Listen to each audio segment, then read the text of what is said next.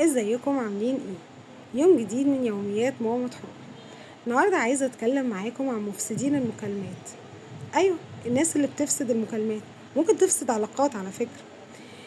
طبعا بغض النظر ان احنا كده كده مش بنعرف نتكلم عشان خاطر الولاد وكده. بس تلاقي مثلا ايه، يجيلك مثلا مكالمه شغل او مكالمه مهمه او خدمه عملاء، ايا كانت ايه هي المكالمه، يطلع لك ناس كده اللي هم ايه مفسدين اي علاقه، اي مكالمه من تحت الارض.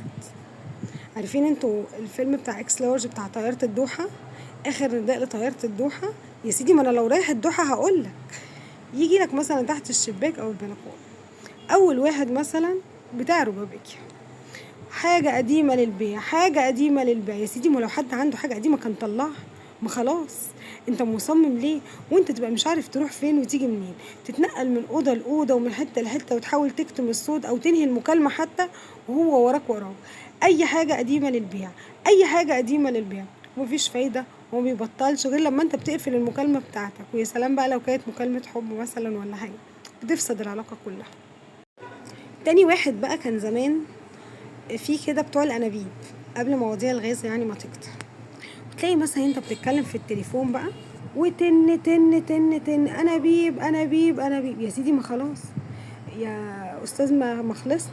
بيمسك في حته تكون انت خلاص، يعني انت ممكن تكون طالع في البلكونه او في الشباك وقدامه وبتتكلم، هو ابدا ماسك تن تن تن تن. بتضطر تقفل في وش اللي بيكلمك، وانت لازم تهرب من الموضوع. هتعمل ايه؟ هتفضل كانك قاعد مستودع انابيب؟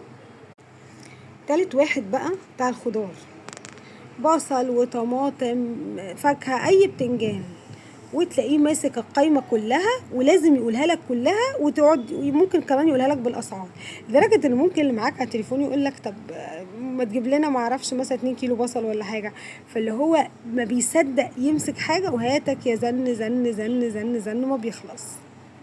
مؤخرا دلوقتي بقى بتاع زيت الطعام المستعمل. يعني احنا خلاص عندنا الناس القديمة دي شوية، يعني عندنا بقى ابجريد. زيت الطعام المستعمل الكيلو ب35 جنيه، الكيلو ب20 جنيه، اي بتنجان.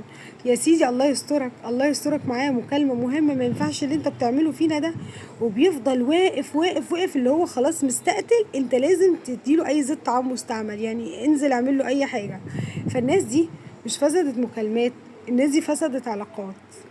يا ريت بقى بجد والله نشوف لنا حل في الموضوع ده، يا اما الناس خلاص بقى كلنا نعترف بالموضوع ده ونحس ان الناس دي داخله معانا شركاء في المكالمه.